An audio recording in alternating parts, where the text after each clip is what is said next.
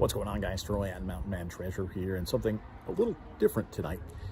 We're going on a ghost hunt.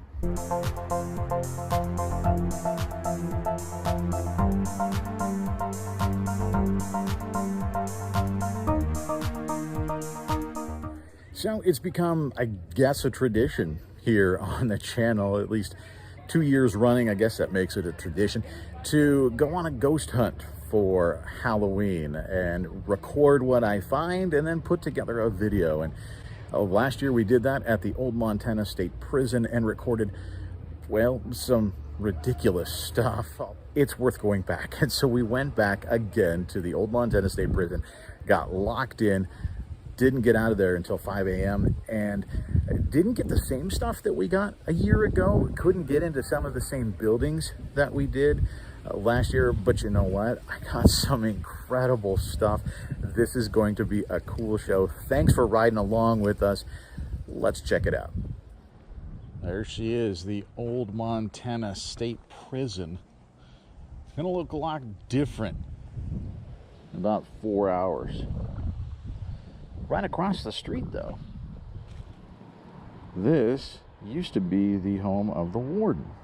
And I believe this was the warden's garage. And at some point in the prison's history, they actually moved the female prisoners over to this building. It was after the earthquake.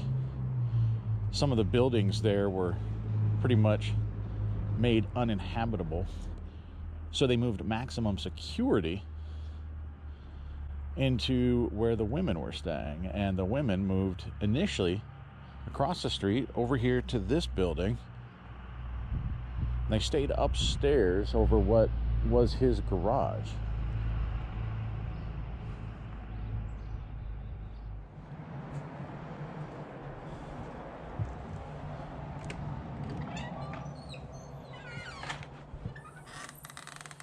Have you ever had anything happen over here that you can't figure out? No.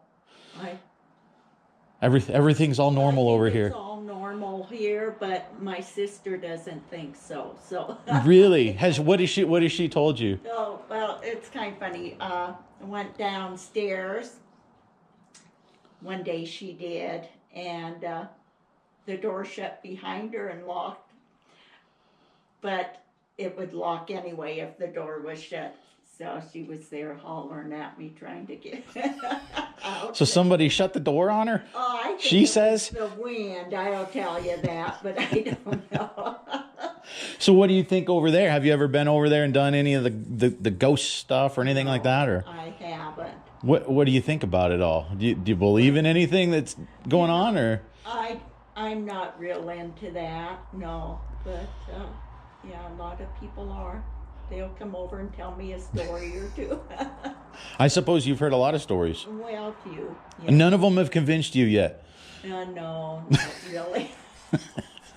Well, you've got to be like that, I think, to probably work across the street. Yeah. Right? Yeah. So Arlene was not too sure about all this ghost talk, right? Didn't buy it. But she herself admitted she'd never been across the street after the sun had gone down. Now, someone who has been across the street after the sun has gone down several times is Ellen Baumler. Ellen is a Montana historian. She worked for the State Historical Society for more than 2 decades. She's also the author of more than a dozen books, about half of those on various ghost stories in Montana. And what she does, she tells the stories a little bit differently. She looks at it from the historical angle, and she hears the ghost story and says, okay, can I tie this to an actual person, to an actual event? Can I find documents that make this story sound right? It's really, really interesting. She's also written a book about the Montana State Prison. Not a ghost book, just about the history of the prison. Even into the mid-20th century, it was a really archaic place. And there was minimal amenities. I mean, the place must have stunk something terrible. There were, the men had to take showers, but there were only a few of those in a different building. And they were you know, there was absolutely no privacy whatsoever. And the guards were watching everything. And I think, you know, the prisoners were mistreated. I mean, there's no question about that.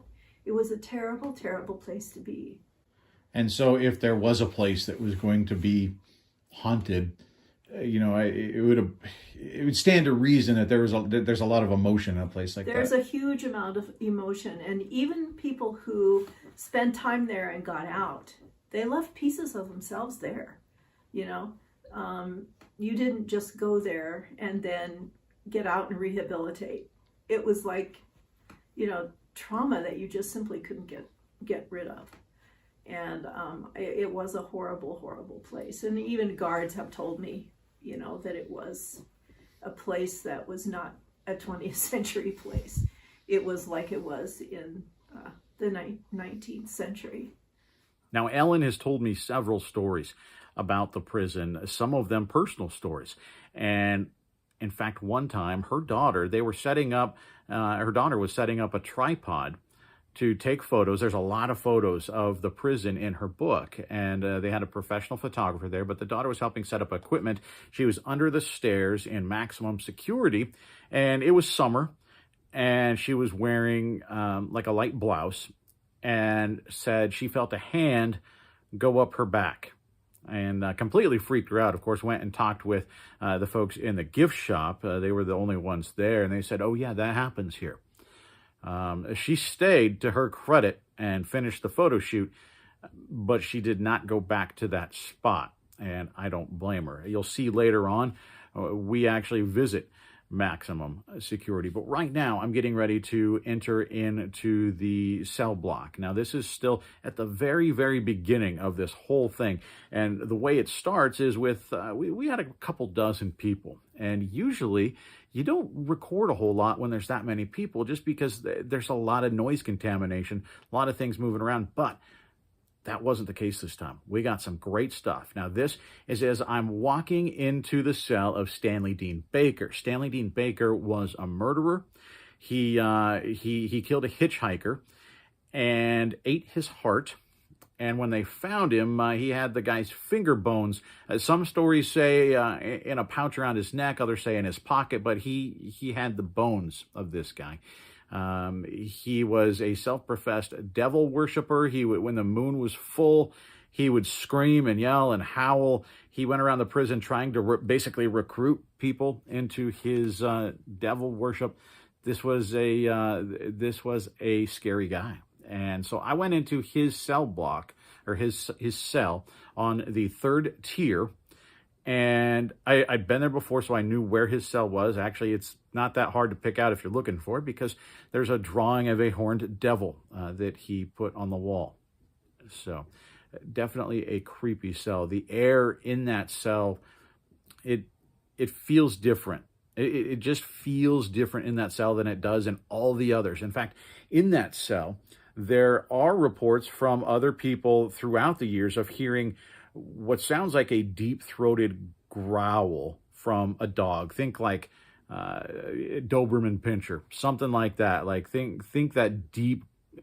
I've heard that in this prison. Not this time, but I've heard that before. Not too far, actually, from this cell. So watch here as I enter into the cell. There's some background noise, and you can hear me. I kind of take a deep breath because, like I said, the air in there, it just felt heavy. And I take a deep breath, and immediately after, well, here. I can't remember this guy's name.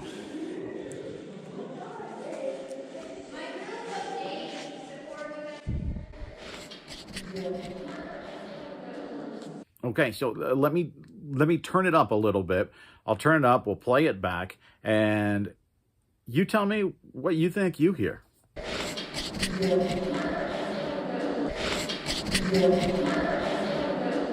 What did I hear?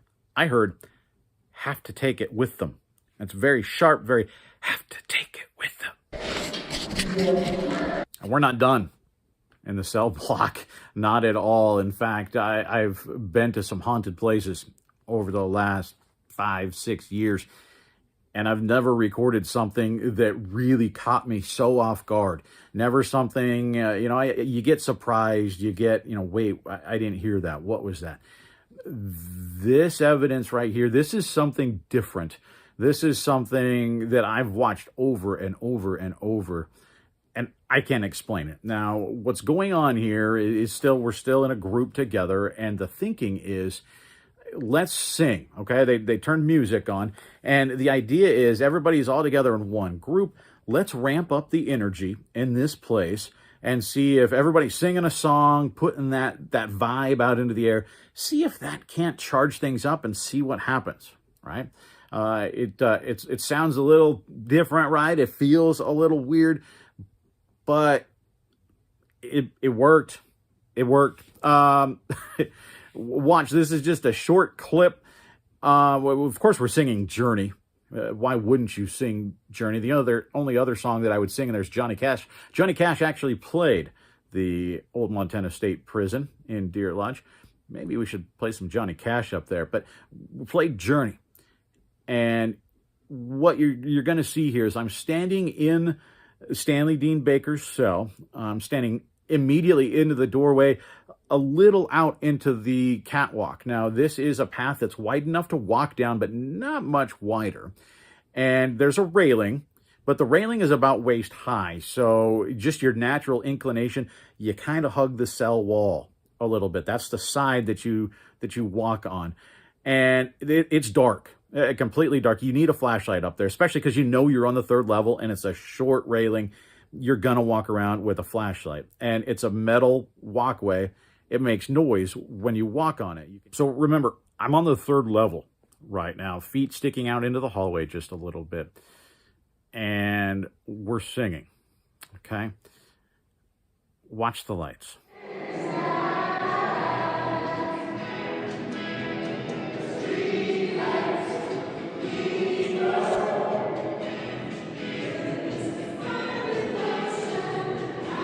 You saw that, right? I didn't see it while I was there, but I saw it immediately while I was watching the video as I was going back. Now, this GoPro is stationary. It's strapped to me. There's nothing that's going to be in front of it. No camera strap, no anything like that. And if you watch, something comes by, completely blocks out the lights, meaning it walked right in front of me. It solid of some kind, or at least had mass, I don't know, but it completely blocks out the lights. Now, if you watch it, it looks like it moves left to right into the frame pretty quickly, and it gets about 1/3 of the way through and actually speeds up. So there's actually 2 speeds. It gets partway through to where it's basically right in front of me, and then speeds up out of the frame.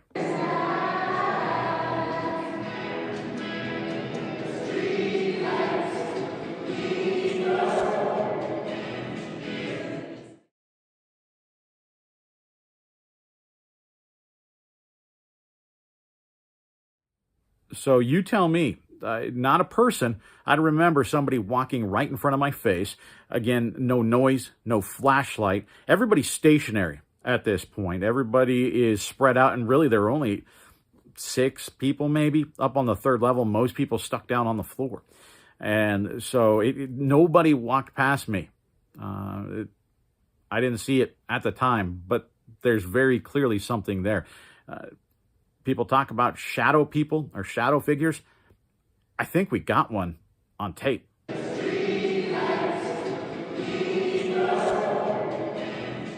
Oh, and turns out seeing shadows move, shadow people even, not necessarily uncommon at the prison.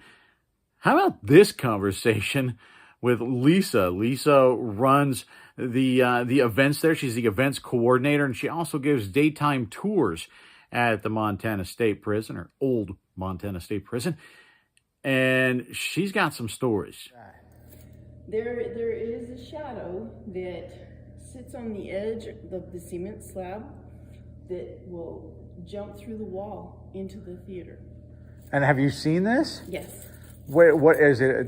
A defined figure, or is it just like really blurry shadow, or is it? It looks like a defined figure, and you can see it crouching on the edge of the cement slab and then jumping into the wall of the theater. So you see this like daytime, nighttime, anytime? I saw it at night, Okay. just once. And you still work here? Yes. We're getting ready to leave. I'd actually turned off the GoPro at this point. I do have audio, but I can just tell you the story. The man was talking, was explaining to folks. You couldn't hardly hear him on the third level, but you could hear him just enough. And as he's talking, a clock starts going off, like an alarm clock that would be hanging on your grandmother's wall, right? The dong, dong, dong. It's 10 o'clock. It goes off 10 times. The only thing is, this clock is on the wall on the first floor. It's all barred off, and it's basically to give you an idea of what one of the prison guards' desks would have looked like at the time. And so it's all walled off. You can't go in there and touch anything. So nobody can go in and wind this clock. But 10 o'clock on the dot, after, the singing and we saw the shadow, right, and all that, it goes off. I made it a point to go back into the cell block on just ahead of the hour 3 times during the night. It never went. It didn't ring the rest of the night. It didn't ring at 9 o'clock. It didn't ring at 12. Didn't ring at 1. That clock did not go off the rest of the night, but randomly it goes off at 10 o'clock when we're all in there. It's weird. I actually talked with one of the tour guides. He said in his 2 years at the prison, he's never heard it go off once. Are you making it get colder in here?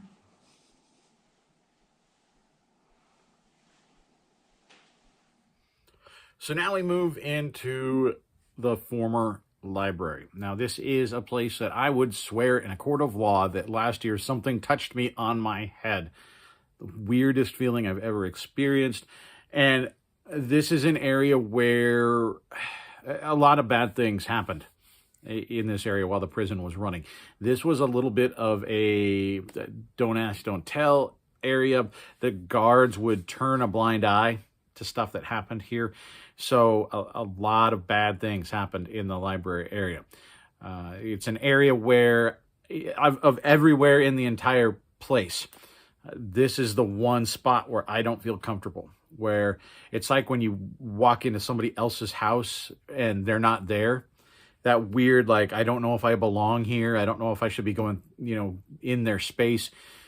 That's what it feels like. It feels like to me that I am not wanted in there. It's not something that I can measure. It's not something that I can record and show you, but it's a weird feeling. As soon as I walk in there, I feel like I'm not supposed to be there. And I felt that again this year. That's the only place. Is there anything that's ever really scared you here?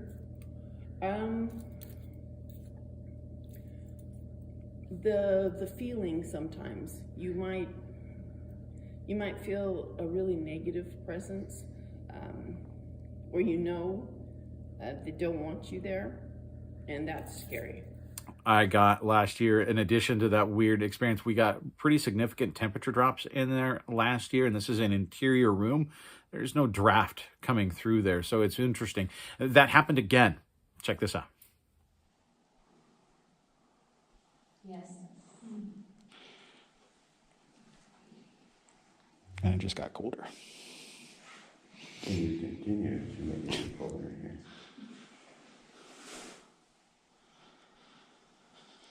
Spirits, do you like it when we come to talk to you?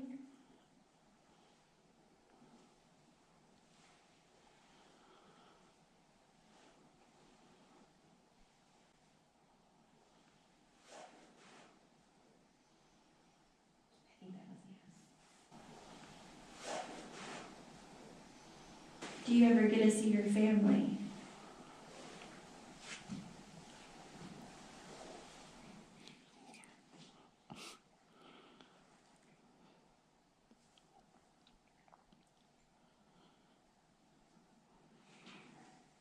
What's her name? Deandra. Okay. And it wasn't just the temperature change. I actually got an EVP in there. Again, I only heard this because it was turned way up. Now, this is a group setting, and so, there's going to be people out there that say, hey, that was just somebody else in the group. You know what? And I can't prove that it wasn't, but this is very, very quiet, but very, very clear. I had to turn this thing up very loudly just to make it out, but it's very distinct. You can hear what they're saying. This is a point where the leader is saying that she can't see somebody, and there is a very quietly whispered response.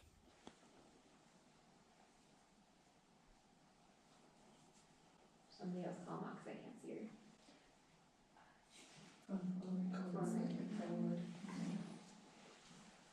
Somebody else call Mom, 'cause I can't see her.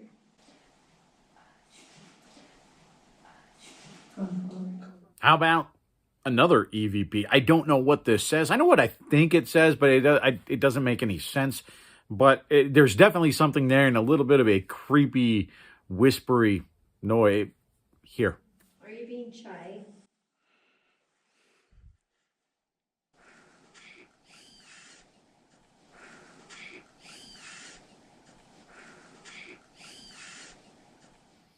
Okay, so now we move up to what's called the Death Tower. This is where there was a riot at one point at the prison. They took over the prison.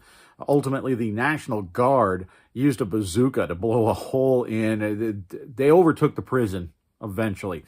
Well, this tower is where the two men that were behind the riot, that were leading it all, they realized that this was not going to end well for them, and it was a murder-suicide up there. And so that's why they call this the Death Tower. And it's multiple flights up, and it's a weird place. It's a creepy place, knowing what happened there. So pulled out a device that essentially what it does is it's downloaded a sound bank from the internet. And then also like internet radio stations. So it's got a very big library. And then it's disconnected when it's in use. It's disconnected from the internet. It's just a tablet now. There's no connection. It's airplane mode, all that. It connected to a speaker. Now, a lot of times this device, I have a hard time hearing what it says because it comes out kind of distorted, kind of warbly. And I think that leads to some people, one person can hear one thing, one person can hear another, and the third person goes, I didn't hear anything. And the right answer could be either of those, any of those, right? But sometimes you get pretty clear answers, and here are a few of them that we got. However, if it says ping pong table, probably not an intelligent response. Something else to be aware of with this is there's multiple energies and spirits here. They're talking to each other. You may not be privy to that conversation. Is there a spirit or entity here that would like to talk with us?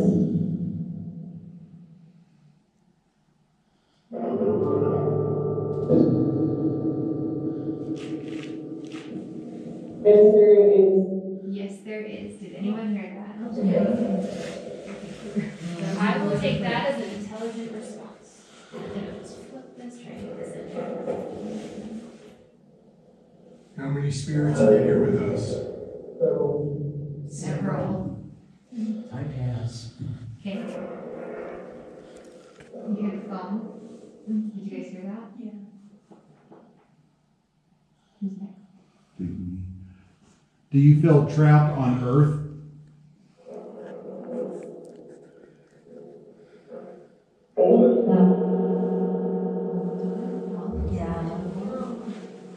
Now, not too long into this conversation with something we can't see, we did, it sounds like, get sort of a directive, and I don't think anybody really understood what it said at the time. I didn't, and I'm pretty sure I hear "get out" when I am reviewing now. What do you guys hear? Are you able to leave this location?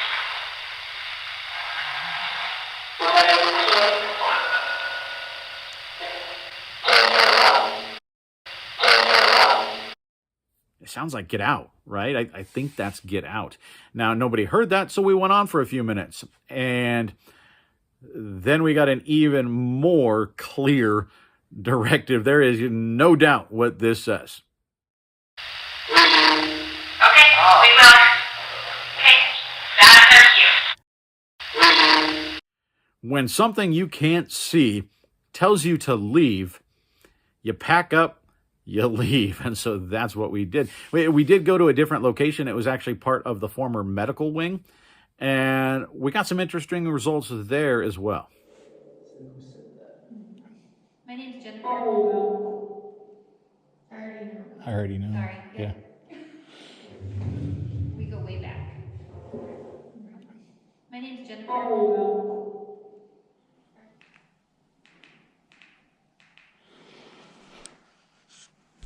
right, you guys can see in here now. Admittedly, it feels a little better with the light on.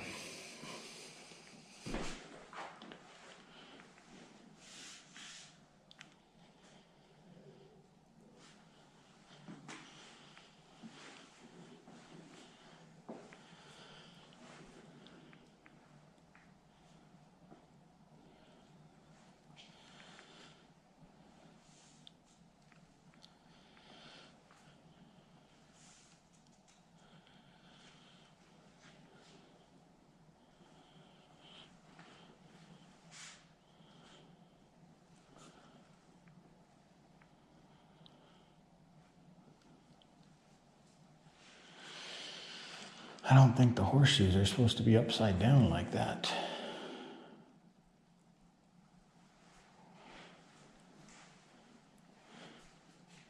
Jeez, there's a freaking mannequin in there. That's locked.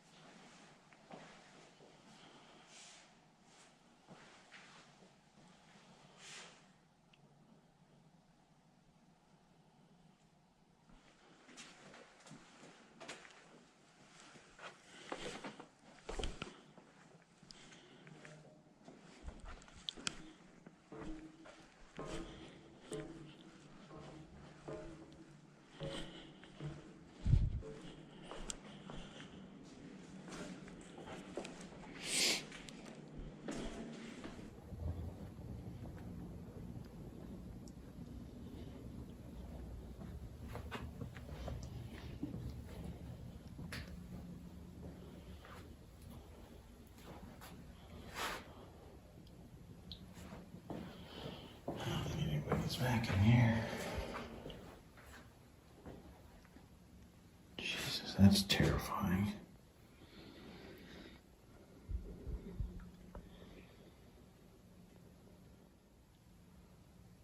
There it is.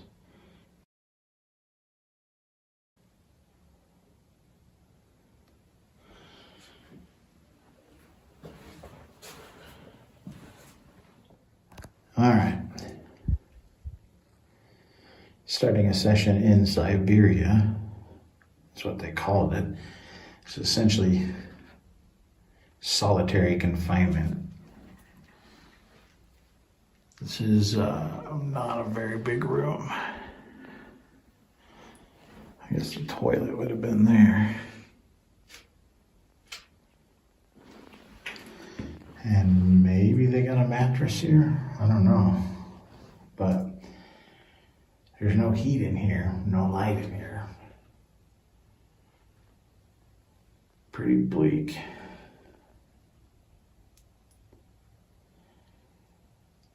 So I've got a knife sitting over there. Probably would have been pretty helpful in a place like this, right?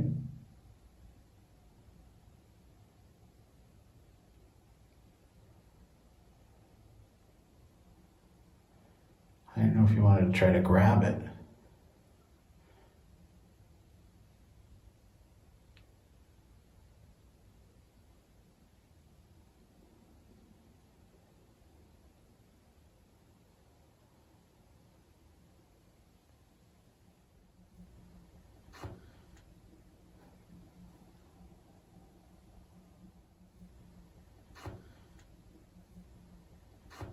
So yeah, prisoners that were tossed into Siberia, that they had maximum, they had solitary. This was like the worst of the worst places to get thrown. Maybe the hole was worse. There's actually a guy that died in there, and varying stories about how that happened. But Siberia was pretty brutal. That was a pretty awful place. And I was trying anything in there, tried trigger objects. I was just trying anything because at this point I wasn't physically seeing a lot happen, and I was getting a little frustrated. And so that's when I went to the whole tapping thing, right? Like tap twice for yes, once for no. And so I thought, let's give this a shot. And I did not get a conversation here, but I did record what I believe is what they call residual hauntings or residual energy. I don't think this was an intelligent response to anything. I don't think anything. This was something that happens in a place over and over and over again. The idea is that sort of embeds itself in that place.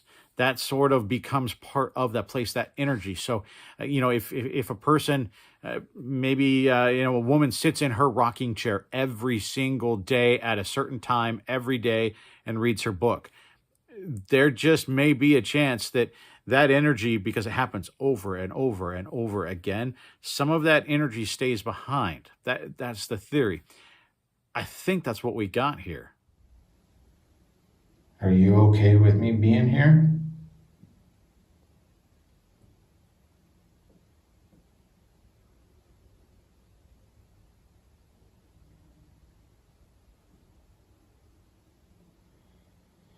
Remember, yes.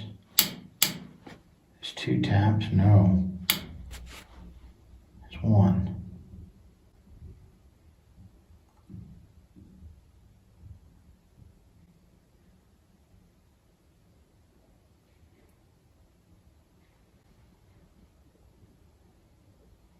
Anybody else over in here right now?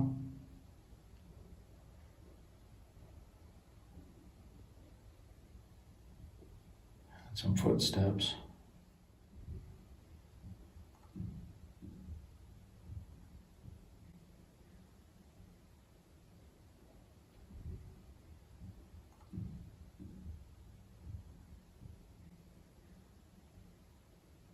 And that one, weird. That was audible. I heard that.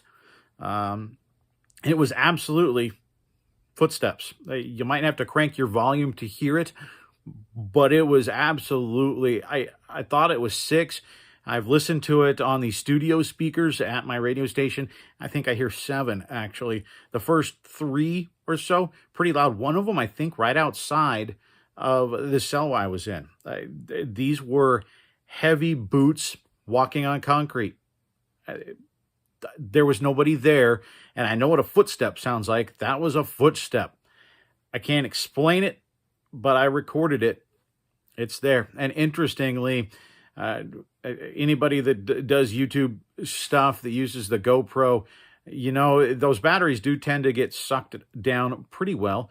But generally, my batteries last between about 90 minutes and 2 hours, pretty much all the time. I mean, I know that's how much I'm going to get out of them.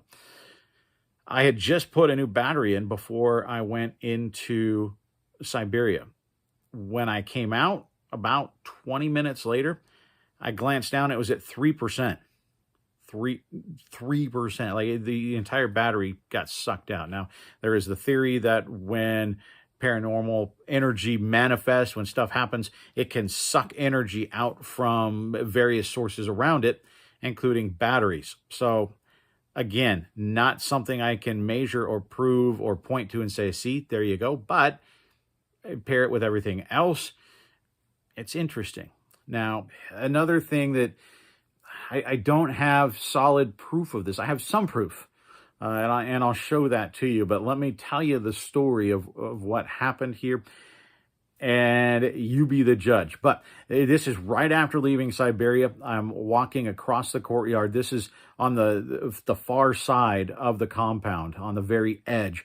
And you have to walk, kind of wind your way through a couple of buildings and then walk through the prison, part of the prison wall. and then you cross a courtyard, and there's the main buildings over there. Well, I'm going over to get a new battery, is what the plan was. I glance over and I see right over here that the moon is peeking out from some clouds right behind one of the guard towers. And I thought it looked cool. And so I did just kind of stop and I looked at it and then turned back to keep walking down the sidewalk.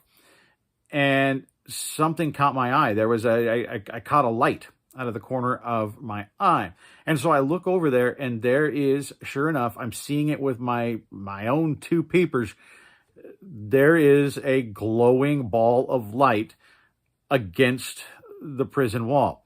It's mostly moving in a straight line about midway up the wall. It's a pretty tall wall, right? It's a prison wall. It's moving across. And right about the time that I fully turn and look at it, it turns and starts coming toward me. Now, my GoPro's dead, right? It's not, I don't have video, and that's the frustrating thing. But I did have my phone. So I pulled out my phone as I started seeing this, and I took photos. And I'm going to show them to you here after this, but I'll explain to you what you're seeing in the sequence. The first is a little bit blurry because I hit I was basically hitting the button as I put it in front of me. And you can see this glowing ball of light against the prison wall.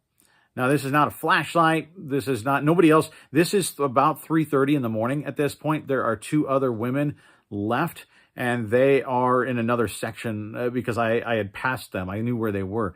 They're in a completely other section. Plus, you would see the beam go across the grass, right? You can tell what a flashlight looks like when it's shining on something. This is not that. And it's moving from my left to right. Now, I have another series of, I think it's 3 photos. We'll see here. It turns and heads straight towards me. And it turns from a white to almost a bluish green looking light. And I'm snapping photos. I look at the timestamps of photos. And so when I imported them, I was looking at the timestamps. They were all roughly 5 seconds apart. And that's how long it takes. You hit the button and it tries to focus. It flips on the flash, takes a picture, that process. So they're all about 5 seconds apart. You see this ball of light partway across the grass, farther across the grass, farther across the grass. It's coming straight at me. Now, I flipped it to video, thinking on my phone, maybe I can try and get it on video. You barely see something as it's literally right in front of me, and it's flitting about a little bit. And then my camera on its own. Now, you have to, you guys, when you're videotaping, on your phone, you use your thumbs and you slide apart. That zooms in, right? I wasn't doing that, wasn't touching the screen. It zoomed in on its own, and then it stopped. So I only got a few seconds, and then as it stopped, again, in court, hand on the Bible, I got so cold. Now, this was, it was about 65 degrees out at this point. Now, some of you in the South are going, yeah, that's cold. No, I was wearing a hoodie the whole night because it was very comfortable. That's not cold here in Montana. Didn't even put on my jacket, just wore my hoodie all night. It was a very nice night. And it was like somebody opened the door to a deep freeze. And I was very, very cold. Shivers, goosebumps. It left very quickly, but it just hit me. And all of a sudden I was freezing, and then I was fine. Other than being a little freaked out. I stood there for about 30 seconds looking around, trying to figure out where I was, what was going on. It was a weird experience. I can't explain it, but I can show you what I have. There are the photos.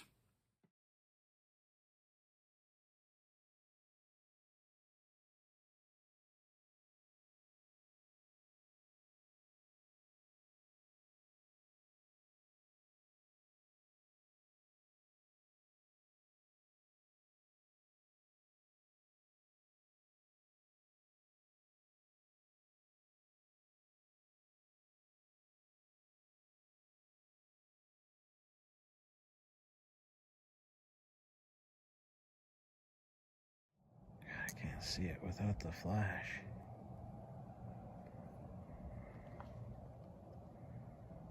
So I guess you be the judge, right? There is no of this world explanation for what I saw, let alone what I felt. But maybe there's an explanation that is not of this world. I can't make that decision for you, so it's up to you to decide. Thanks for hanging out with me today, guys. This was a lot of fun playing with the light. I know it's casting weird shadows. I've got the eyebrows going on. I get it. I know, but it's all in fun. So this was an incredible night at the prison once again. We'll do something again next year if you guys like this one. We'll definitely go either back to the prison. We could do that if you want me to go back, or I can go somewhere else as well. Plenty of haunted places in Montana, so I can go somewhere else and see what happens. It was a fun night. I think we got some incredible stuff. Shadow, the whispers, the boot steps, the ball. The place is haunted. That's my vote. Anyway, that's it for tonight, guys. But before we leave, little outtake from when I was shooting the intro. We'll see you.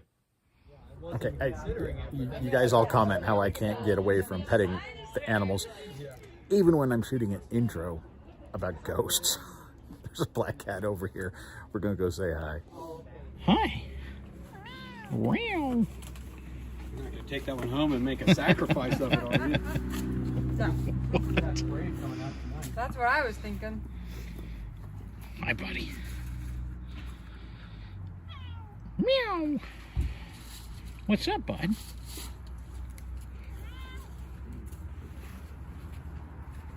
Say hi to the people.